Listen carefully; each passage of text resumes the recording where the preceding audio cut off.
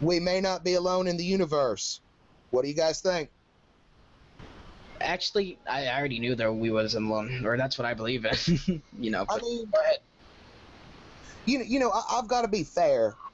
Yeah. There is no solid concrete evidence that we are not alone in the universe, but I think I have a few points that could prove that we may not be.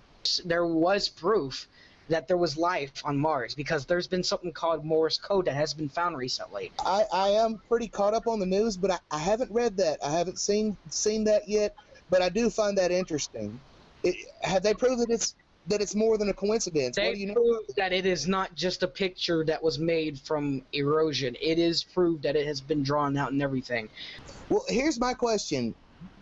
Did the message decode into anything? What was the message? They don't know. That's the thing.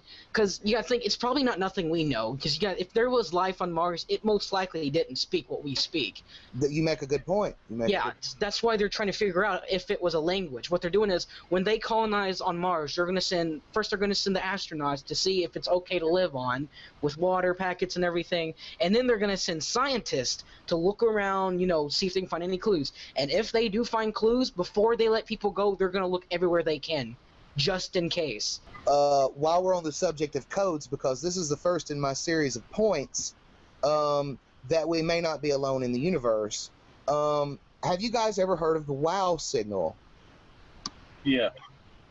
The WOW signal was a strong narrowband signal detected at the SETI Big Ear Radio Observatory. I believe it was at the Ohio State College University in 1977.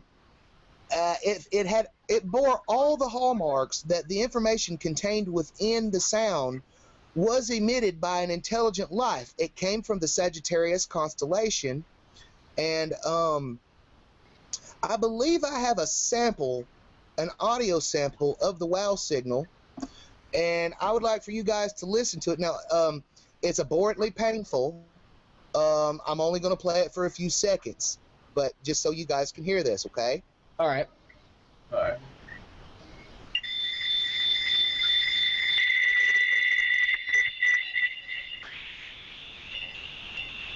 Now, I wanted to cut it off because it's not a pleasant signal to listen to. It goes on for quite a little bit. That is an audio sample of the actual WOW signal from 1977. Now, here's what's strange about this. This is the type of radio signal. It's a strong narrowband signal. These are important things to remember. Nature doesn't produce signals like this. The fact that it was a strong narrowband signal means that it was a radio signal emitted by an intelligent species using technology. Scientists have studied this signal. It bears all the hallmarks that there is something, some sort of intelligence behind it, possibly even communication transpiring within it, but we don't know. It's just like those peaks on Mars that you were talking about, the Morse code peaks. Yeah. We can't translate something into an alien language that we don't understand, You can tell it was something not created. It couldn't have just been a regular electric vibes from something far, you know what I mean? It couldn't have been regular. It had to be created by something that meant to put it there. There's also, I'd like to move on to one of my second points. I really didn't want to move on to this next, but here's another reason that I believe that, we may not be alone in the universe. Okay, have you guys heard of this? People with the Rh negative blood type. Have you heard the mythos about it? No. Yeah, I'm one of them. I'm O negative. See, you can be one of the four blood types. I'm Rh negative. Okay. All right. Here's the thing about blood types. There's usually, there's only these four categories. You have A, B, AB, and O. Of these classifications, you can be either positive or negative. Now, here's the thing. You have this RH factor. You can be RH positive or RH negative. Now, what the RH means is you have this coating on your cells in your body of a protein that fights off bacteria and viruses, correct? Yep. Now, scientists believe they understand why humans have this protein, it was naturally evolved and you know, within the human genome as a survival mechanism. What's funny is Rh negative people completely lack these proteins to fight off viruses and bacteria in their bodies, and science has no conclusive answer as to why Rh negative people exist. They shouldn't. They have considered that Rh negative people could be of some sort of extraterrestrial descent, scientifically. As far as I know, we're not alien, but a lot of redheads in the family. That certain traits only showed up within the human genome as little as 4,000 years ago. I think as little as 4,000 years ago, there were no blue-eyed people. It's supposed to be genetic mutations, but I believe it's kind of a remnant of what may have been extraterrestrial inbreeding. Have you guys heard of the Drake equation? Sure, spit it out there, man. All right, well, the Drake equation is an equation to determine the probability to estimate the number of active communicative civilizations within the Milky Way galaxy. It's an equation that wants to figure out how many intelligent species within just the Milky Way galaxy could achieve communication and speak to us. What they have arrived at is this conclusion. It's n equals r squared dot fp dot ne dot fi dot fl dot fc l. And what this means is you have n, which is the number of civilizations in our galaxy alone with which communication is possible.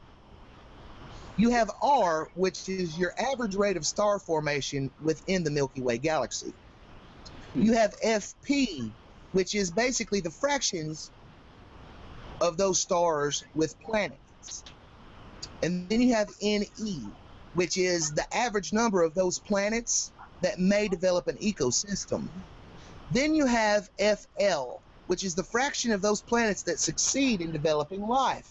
Then you have FI, which is the fraction of those planets that succeed in developing intelligent life. Then you have FC, the fractions of those planets with intelligent life that develop communication, interstellar communication. And then you have L. That's the average length of those civilizations' timetable in which they survive and are able to send communications, because everything lives and dies, you know, even another civilization. Even humans haven't efficiently sent a message out to anywhere in outer space just yet. All we've sent is probes to see what's out there. Of course, that equation, I wouldn't have brought it up unless it's been solved. Here's the thing. There is an output to the Drake's equation. Within our own Milky Way galaxy, we estimate that there are over 40 billion Earth-like planets within our galaxy alone.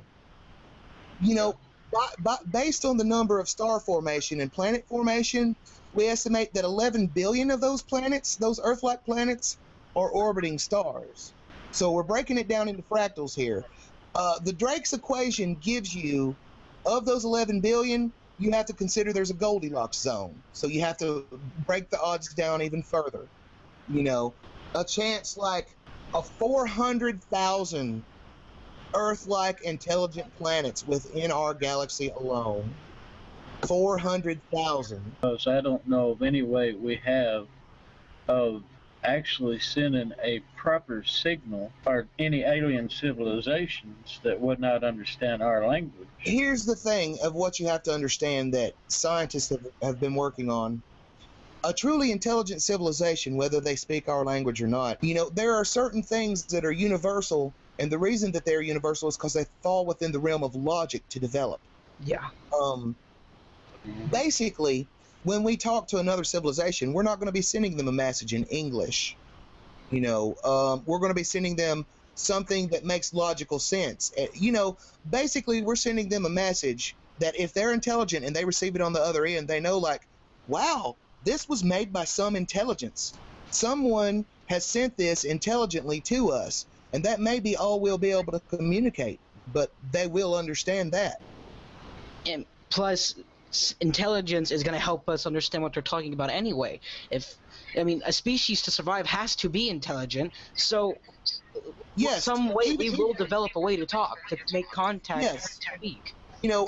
Even to understand that we sent them the message, they would have to be intelligent enough to grasp the concepts. I agree. You see what I'm saying? You use basic logic to communicate.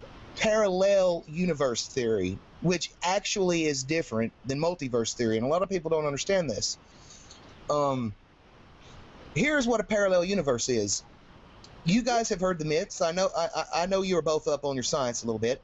You guys have heard the myths, like, we look at the universe and so much of a percent of our universe is all positively charged matter, but yet relativity dictates that there should be an equal amount of negative matter. Where did the negative matter go? I know you guys have heard this. Where did all the antimatter go? The antimatter is in a parallel universe to us, which means it is an exact copy of us, right?